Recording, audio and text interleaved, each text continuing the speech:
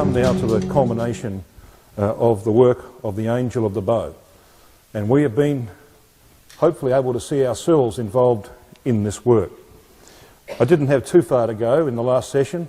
I only had 1 or 2 slides, and this was one of them. The culmination of the work of Elijah and the second exodus of Israel is that he returns with the purified remnant of scattered Jewry who have entered into the bonds of the covenant and been baptised in the Red Sea or the Euphrates.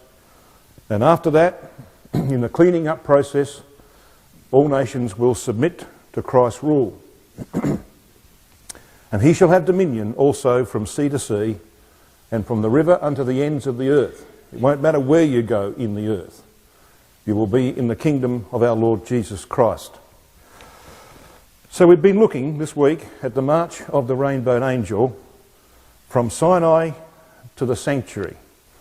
And we've seen that that wonderful vision of Revelation chapter 10, which we began with, speaks of our involvement in the work of our Lord Jesus Christ.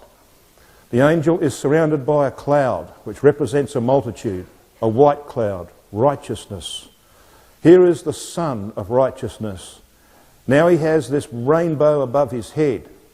The end of his judgments, the end of his career is upon us. And there is peace in the earth. He has set his right foot upon the sea and his left foot upon the Roman earth, and all nations are now under his control, and the scroll in his hand has been unrolled. But what was in that scroll, of course, were 7 thunder judgments.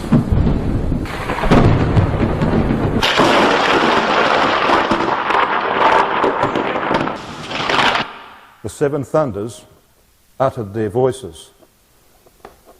That is the work that you and I are going to be involved in, brothers and sisters, a work of 40 years. Joshua had 7 campaigns to subdue the Canaanites. David had 7 campaigns to subdue the nations around Israel. Christ will have 7 campaigns, 7 thunder campaigns to subdue the nations that he might rule over all the earth. So that's what we've been considering in our classes here this week. And we saw that John, in Revelation chapter 10, was there as a representative of all the saints. That he was invited to go and to take the scroll from the hand of the angel, this open scroll. And he was to eat it up. He was to consume it. He would find it sweet in his mouth because he would agree with these divine judgments, but bitter in the execution. He's not the first one to have done that, of course. Ezekiel, in Ezekiel 2 and 3, was invited to eat the scroll of the divine judgments against his own people. He would find it sweet as honey in his mouth because he agreed with God, but bitter in the execution. So it will be for us. And of course that principle applies to life today as well, doesn't it? We find the things of the truth sweet. They are sweet, aren't they? We come to Bible school, they're sweet. It's when you go back into the world that we experience the bitterness in the execution thereof. Is that not true? So it is a very common principle. Now, the last verse of Revelation chapter 10 is a verse that reads this way. It says, "And he said unto me, Thou must prophesy again before many peoples and nations and tongues and kings."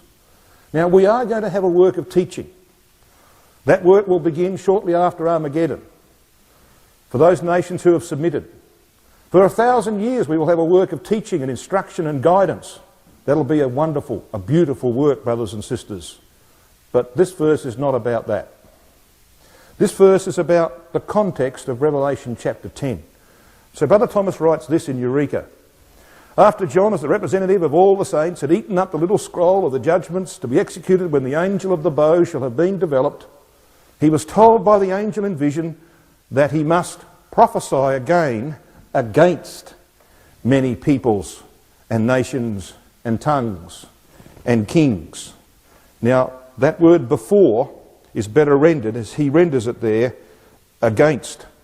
Because this context is about the subjugation of the nations. It is about unrolling that little scroll. That's the first work that has to be done. And it's the work, of course, that covers this period that we have been considering this week.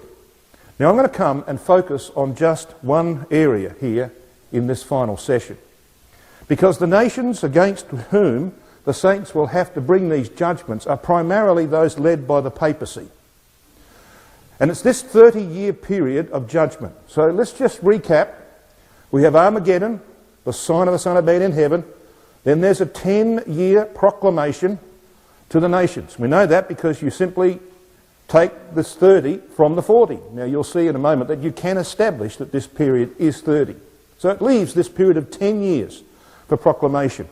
And that proclamation of chapter 14 of Revelation and verses 6 and 7 is, fear God and submit to him, for the hour of his judgment is come. And this is the hour of his judgment.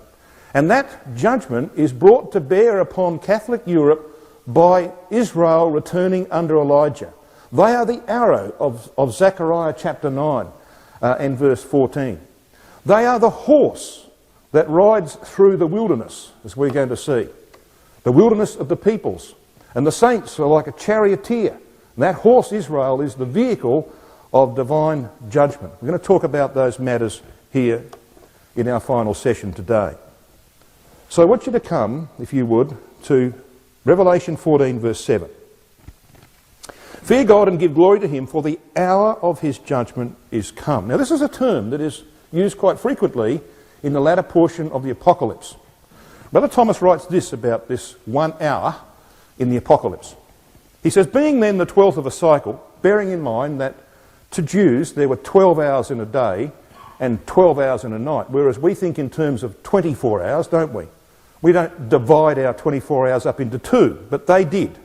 12 hours in the day, 12 hours in the night. And that's the way it was, of course, in Genesis chapter 1. So we have a night and a day period in that 24. He says, being the 12th of a cycle, it is also the hour of that cycle. The small cycle of light, called a day, which is the root of all the greater cycles, was divided by the Jews into 12 equal parts, and the night into other 12. Just need to bear that in mind. Now, in reference to this term hour, he makes mention of Revelation chapter 9 and verse 15. And he says Revelation 9:15 is the only place in the Apocalypse where hour stands for 30 days. And that's because it's attached to a year and to a month. So when you have that time period of Revelation chapter 9 verse 15 spelled out, it's attached to other time periods. Whereas on every other occasion it stands alone by itself as the hour. He makes this point. It occurs in 7 other places in the Apocalypse after this. But in all these it stands alone and represents a judicial period of 30 years, or the 12th of a time. Now I said you would get a bit technical. Just give me a few minutes and I'll lead you through this. 1 hour. Now here are those 7 other places that he refers to. Revelation 14:7, 17:12, 18:10, 17 and 19. Now we are familiar, are we not, brothers and sisters, with the day for a year principle.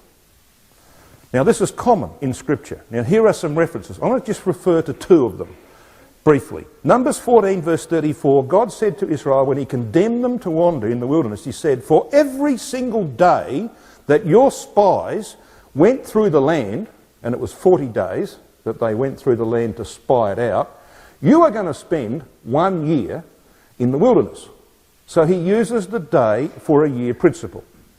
In Luke chapter 13 verse 32, Christ said, when he heard that Herod had an interest in him, he said, you go and tell that fox that I do cures today and tomorrow, and the 3rd day I shall be perfected. He was 6 months into his ministry. I do cures today and tomorrow, and the 3rd day I shall be perfected. He means years.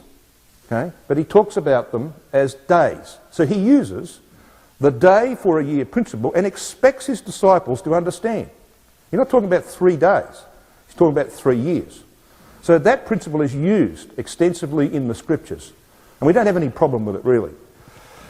So if we're using a day for a year principle, let's use that bigger scale.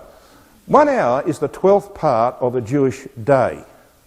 Now, if we're using a day for a year principle, the 12th part of a year is 1 month, isn't it? And a Jewish month had 30 days in it. So if we just move the caravan along a little bit, 30 days, all right, becomes 30 years. Now you might say, well, hang on, that's sort of like taking, I've said this before, elastic bands, all right? Got that one, got that? Another one. And people think that that is a little bit too much. But in actual fact, it's quite right. You know what's quite right? Taking this principle, day for a year principle, an hour is the 12th of a Jewish day, and therefore the 12th part of a year is 1 month, and in 1 month to the Jews there were 30 days, therefore 1 hour equals 30 years. If that's all you had, you'd say, well, okay, I'll let you have your opinion, but I don't think that that's right. Well, let me prove it to you historically. That's where the proof comes.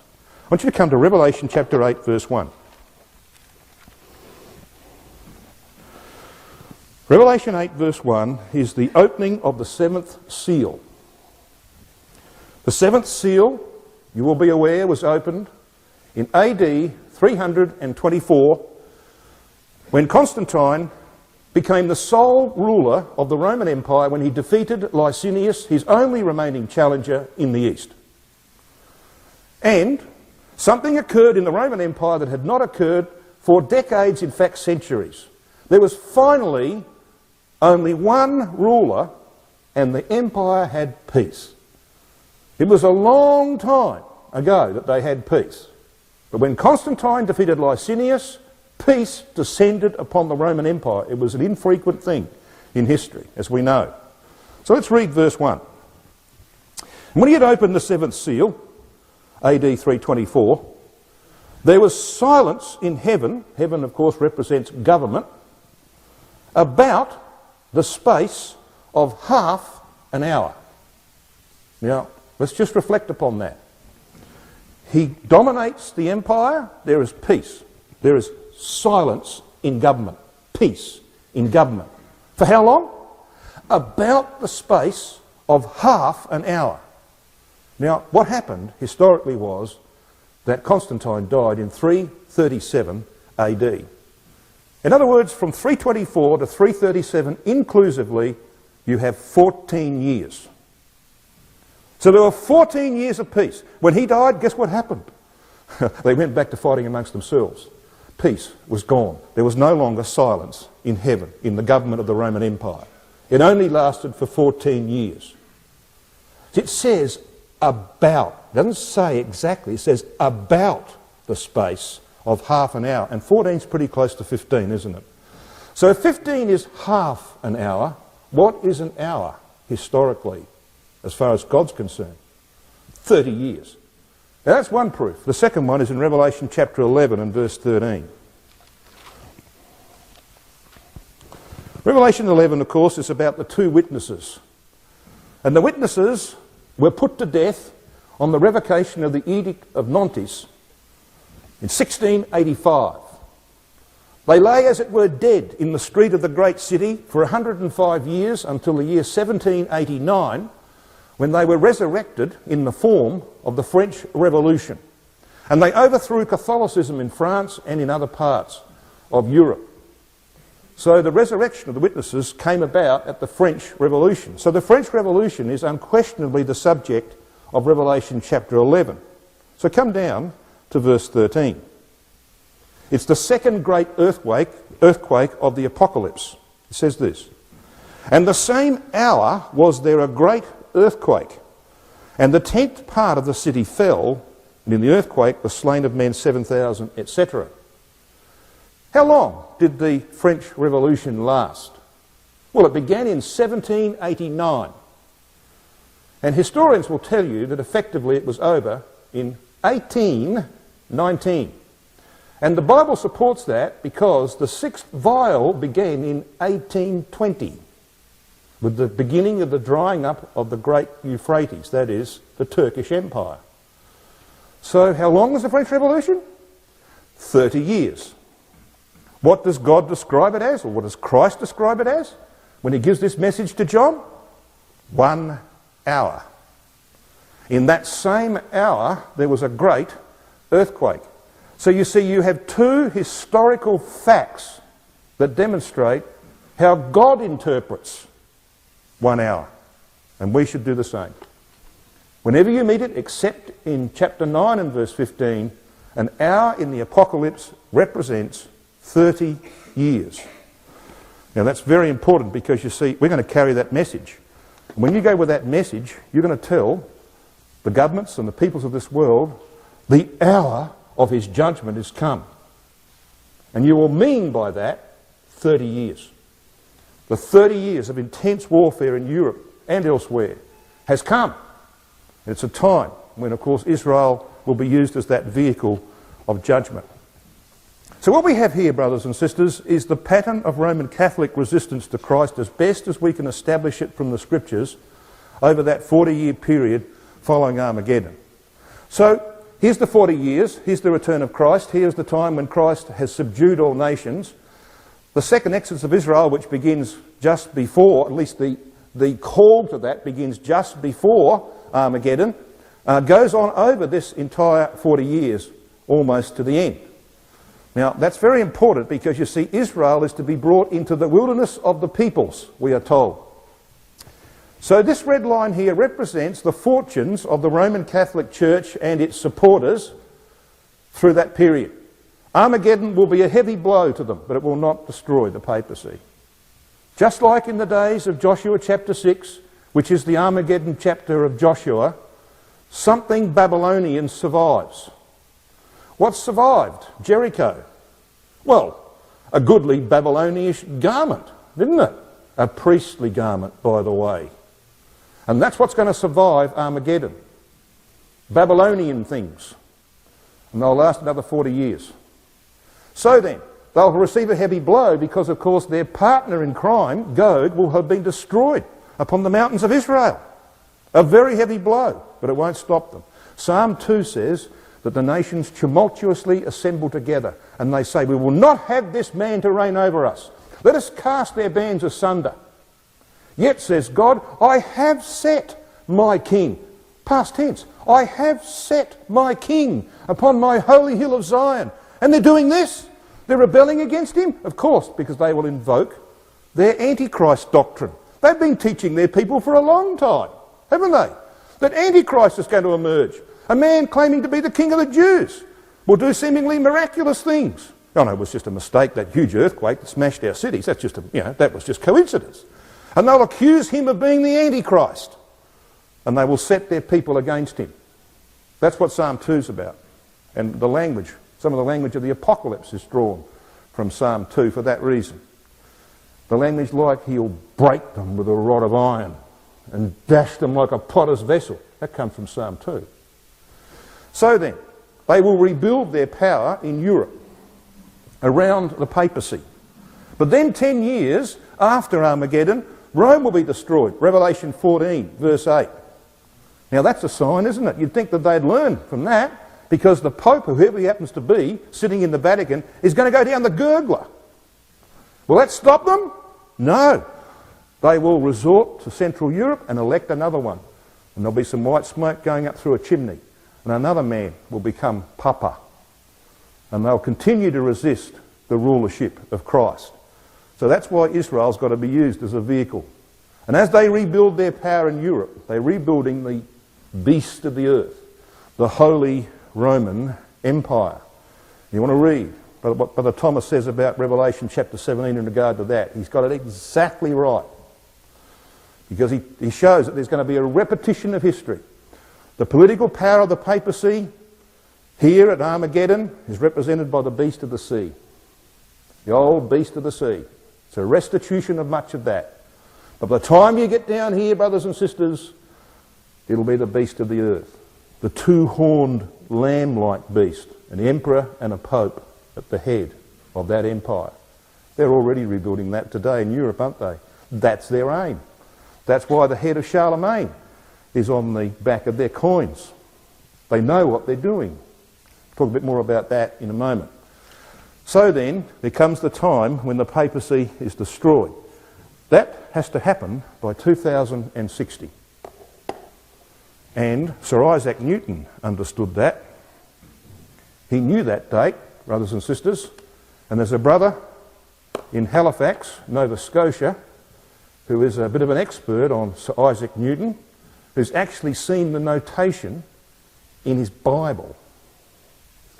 He knew that the papacy would be destroyed, along with its supporting empire, in 2060. How did he know that? Well, let's come back and have a look at Daniel chapter 7. Now, I think Brother Thomas knew this date as well, but he would have discovered it in the 1850s and the 1860s. You put yourself in his position. If you determined by your reading of Daniel chapter 7 that 2060 was the end of the papacy and you were living in 1860, that's 200 years away. You probably thought, well, no, that can't be right. That can't be right. Well, here we are. We're in 2012. It's 48 years away. Not too far down the track. So let's have a look and see if we can ascertain why Sir Isaac Newton knew the date of the destruction of the papacy. By the way, he had to keep these papers private. He hid them away because if they'd got out, he would have been excommunicated from the church, even from his Orthodox church. He was a man, by the way, who knew a lot about the truth. Whether he ever knew the full truth, we don't know. Judgment seat will find that out. Okay, you in Daniel 7? Well, Daniel 7, I'll just take you back here for the time being. I want to direct your attention to verse 8 of Daniel 7. Now, normally I would have pictures of the horns. It might have been helpful to do that on this occasion, but I haven't got it because of time. Daniel 7 verse 7 is about the fourth empire, the Roman Empire. And we read that it had 10 horns at the end of verse 7. And in verse 8 it says, I considered the horns, and behold, there came up among them another little horn, before whom there were 3 of the first horns plucked up by the roots. And behold, in this horn were eyes like the eyes of a man, and a mouth speaking great things. Now this is the emergence of what was called historically the Holy Roman Empire, the HRE in short, okay?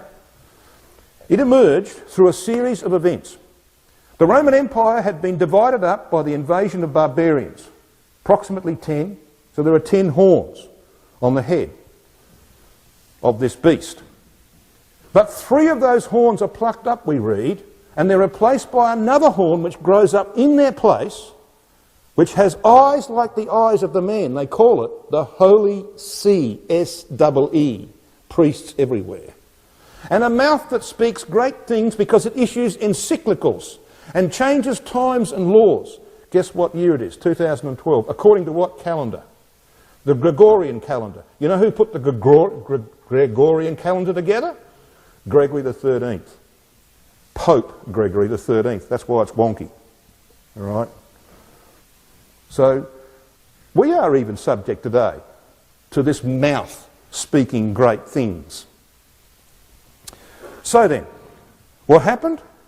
Well, in the late 600 ADs and early 700 ADs, the Pope in the West, in Rome, fell out with the Eastern emperors over the matter of idolatry.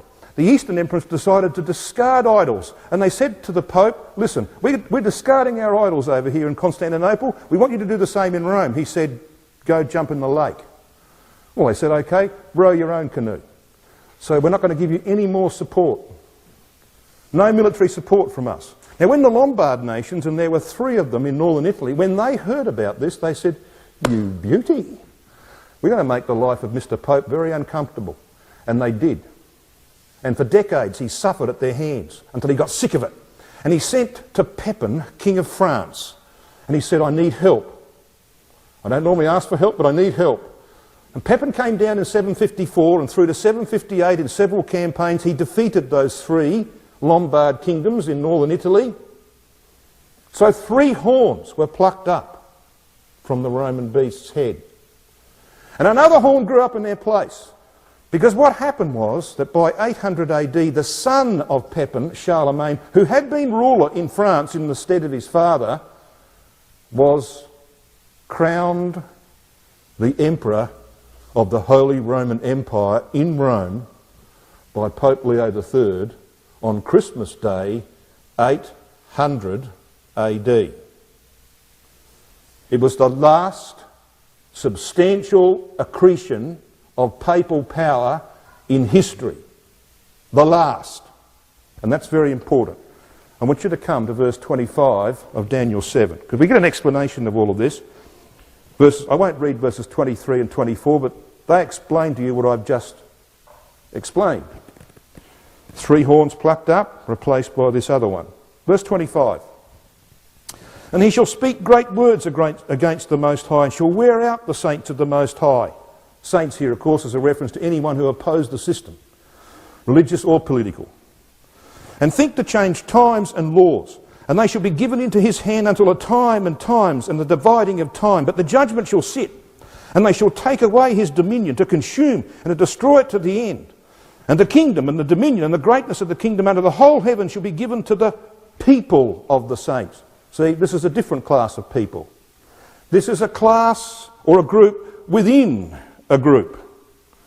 So whereas the saints represents all those who opposed the Catholic system down through the centuries, and there were many, the people of the saints is a reference to you and me, to those who have the truth. It's to them that the kingdom is given. They will possess the kingdom. They'll become kings and priests in it and rule with Christ.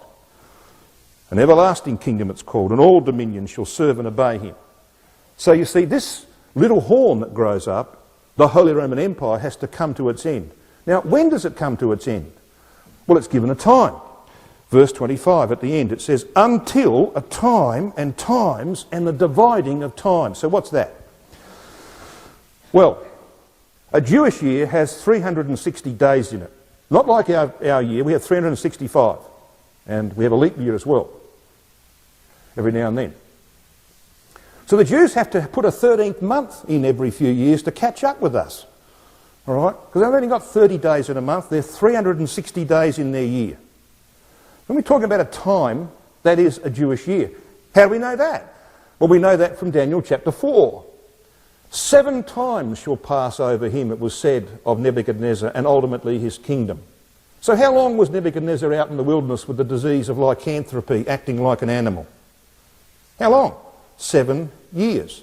7 times shall pass over him. So we know that a time is a Jewish year. So that's 360. Now we're using the day for a year principle here, aren't we? So 360 days becomes 360 years. So that's a time. What about times? Well, that's 2 years. So another 2 years. That's twice 360. That's 720. And a dividing is a half of a time. That's half of 360, that's 180. So when you add 360 and 720 and 180, you get 1,260 days, or on the day for a year principle, 1,260 years. So does this work? Well, it works absolutely magnificently in history. Let me just give you a few examples. I want you to come to Revelation chapter 11.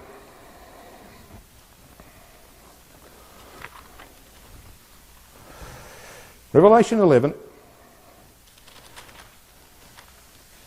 talks about the apostasy. It says, verse 2, but the court which is without the temple. So this is the apostasy that arose out of the brotherhood, the Catholic system. Don't measure it, he says, leave it out. It is given unto the Gentiles, and the holy city shall they tread under foot 42 months. 42 months? 3.5 years? 1,260 days. But read on. Verse 3. And I will give power unto my 2 witnesses, political and religious opposition to Roman Catholicism, he means, and they shall prophesy 1,260 days, clothed in sackcloth. Now, why the difference in the description? Same length of time, isn't it? 42 months is 1,260 days. Why the difference? Well, because they're 2 different periods of time. Different starting points, different ending points, but same length. The 42 months at the end of verse 2 is a reference to the period of papal ascendancy from the decree of Focus in 608-610 through to 1868 and 1870 when he lost his temporal power. Okay? So, Focus, a grubby little centurion who became emperor of the Eastern Empire for just a few years because God wanted him there for this very purpose. He should never have been emperor, but he became emperor. He wrote decrees giving the Pope in the West political power. Now we call it temporal power because it's power over people and over land. That's why the Vatican today, that got back their lost temporal power, which they lost in 1870, they got it back from Mussolini. He gave them back the Vatican and several acres, 20 odd acres, as a country within the country. It's actually a separate country to Italy. So when you go into the Vatican, as I have been, you're in a different country. It's ruled by the Pope. He got that back from Mussolini, 1929. But he lost it here. So Focus wrote his decrees in 608 to 610. Add 1260, that's what 42 months is. You come to 1868 to 1870. In 1868, Garibaldi drove the Pope out of Rome.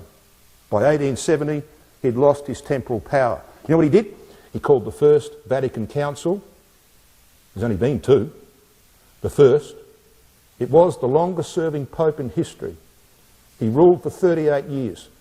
Pope Pius IX. The only one with a statue in the forecourt of the Vatican. You know why he's there? Because he's the Pope that declared himself to be infallible when speaking ex cathedra. That was his answer to losing his temporal power. They know what they're doing, don't they? They know what they're doing. So here he is. Now that's 1260 years beyond the decree of Focus. Is that the only one? No. We read in Revelation 11 verse 3, I will give power unto my two witnesses and they will prophesy for 1,260 days. Now this is from the triumph of Constantine over Maxentius at the Battle of Milvian Bridge in AD 312, which is when the apostate church got power from emperors to persecute their internal enemies. And Constantine supported the Christians who had supported him and said, okay, I'll deal with your enemies. And he did. So there was persecution of the witnesses. And that went on from 312 right down to 1572. Know what happened in 1572? The massacre of St. Bartholomew's Day in France, where 100,000 Huguenots were butchered on the orders of the Catholic king, Charles IX. That's what happened. And that was the end of effective witnessing against that system. How long did it last, this witnessing? Well, 1572 minus 312 just happens to be 1260. You reckon this is accidental? You know, brothers and sisters, there's not one, not a single one of the accretion or acquisition of papal power in history that doesn't end in 1260 years. Accidental? Don't think so. So what about the last accretion of papal power in 800 AD? Do you reckon that's going to go longer than 1260 when we're told he's got a time, times, and a dividing of time? Of course not. There's another one, very important one. In AD 529 to 533, Justinian, the Eastern Emperor, wrote his decretals, giving the Bishop of Rome headship of the Church, that is, political power in the West. How long did that last?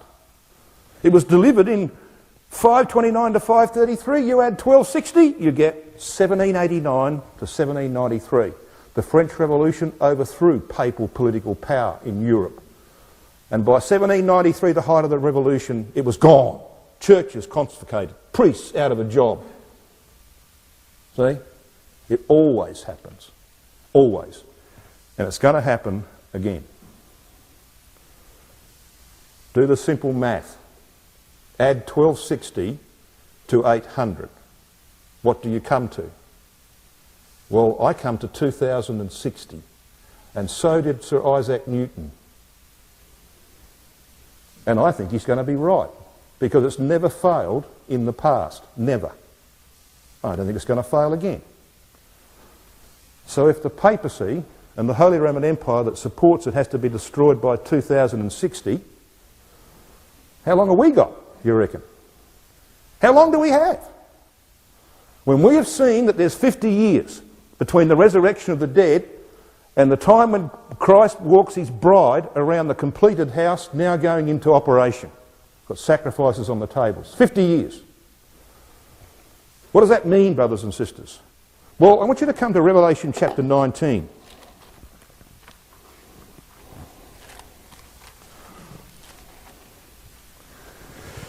Revelation 19 is about Christ riding upon a white horse.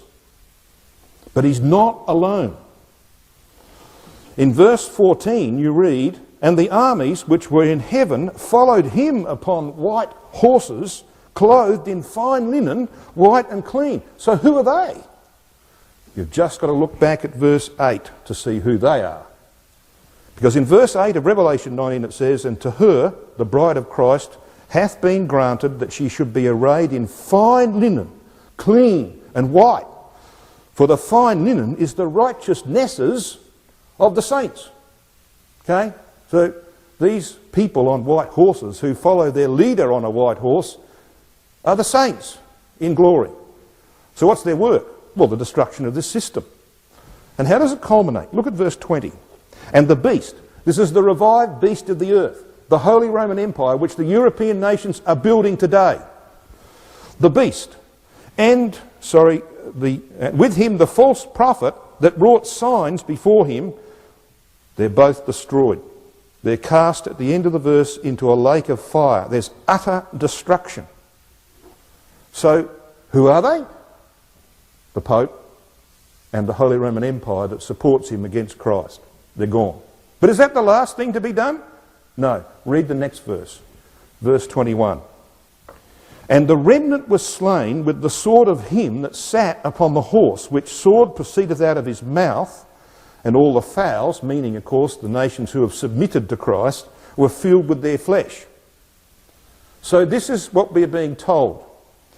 That the papal system, we know, must disappear by 2060, but that doesn't mean that that's the end. Because there is a cleaning up process.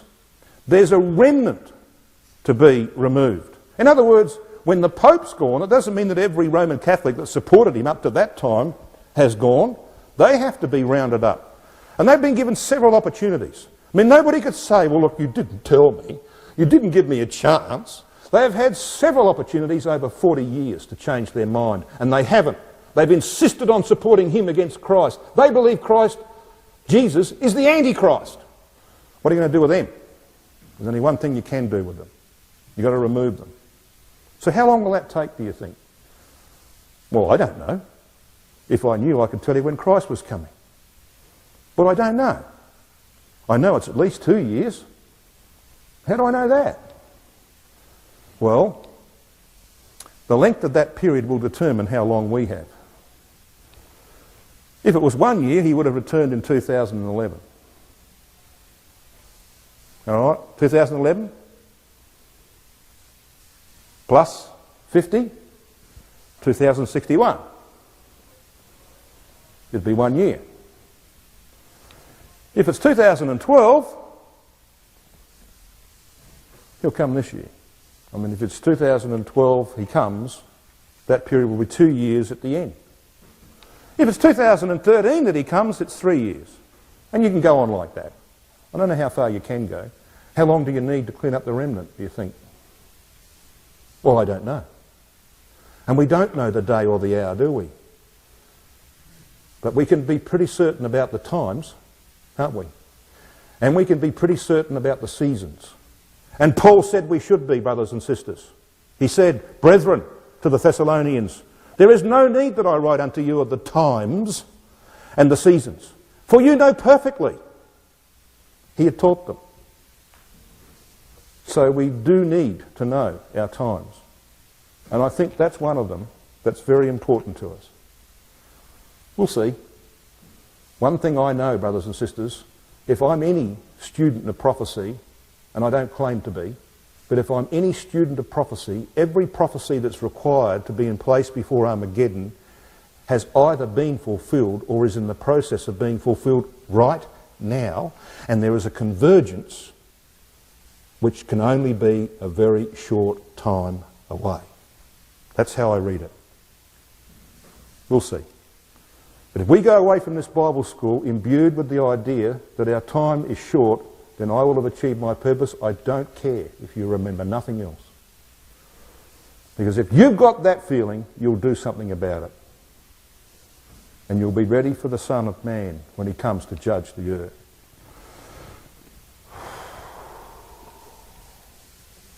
I'm going to spend 5 or so minutes on Elijah the Tishbite.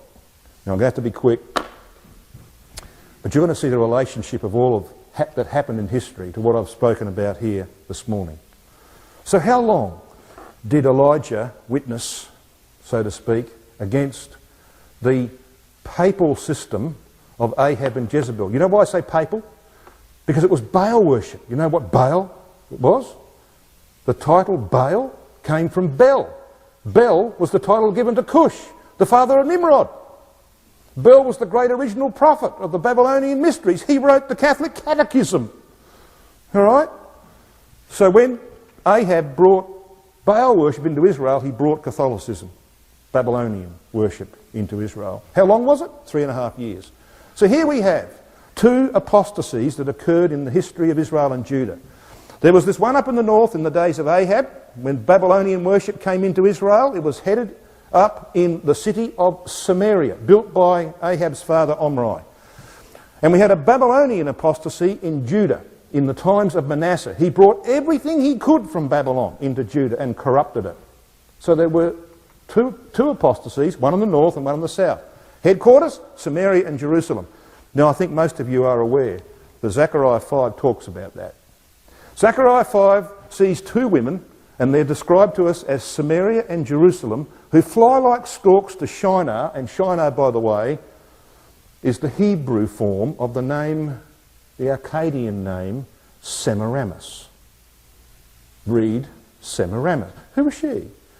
The wife of Nimrod, the first great mother of harlots, who every Ishtar, every Easter, brought the kings over whom she ruled to Babylon and committed fornication with them. You know where Revelation 17 is coming from, don't you? Anyway, this ephah is taken to the land of Shinar. Now an ephah represents what you do commercially. You took it to the marketplace. It's a commercial vehicle, a vessel. So it represents Judaism's commercialised religion, which was the source of the apostasy in the brotherhood in the 2nd and 3rd centuries from which the Catholic Church emerged. That's what Zechariah 5 is all about. Prophecy of the rise of this apostasy out of the ecclesia. So let's just focus on one of these, briefly. Omri, the city builder and the statute maker.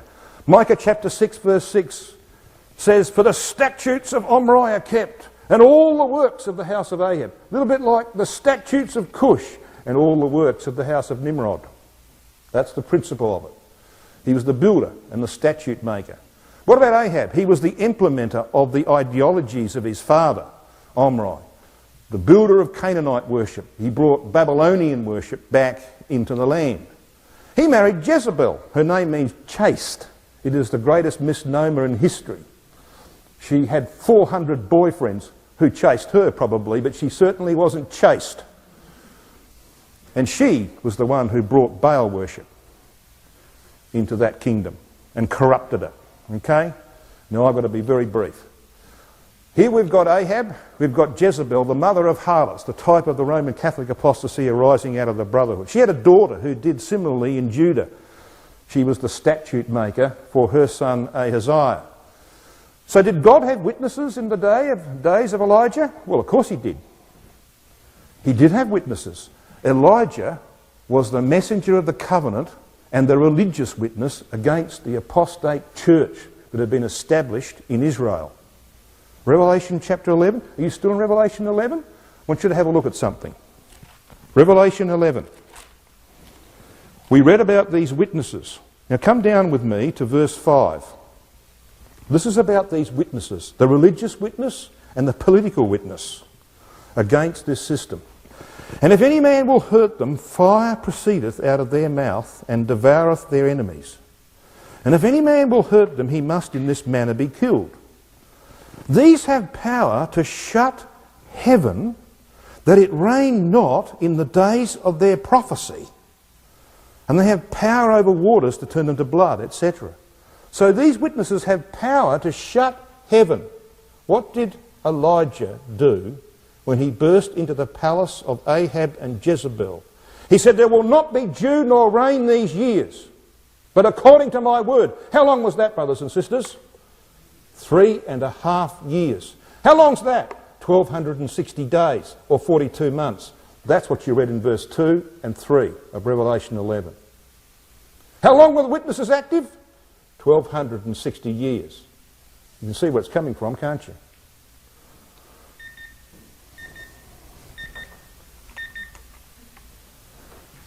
Did God have, in the days of Elijah, a political witness? Yes.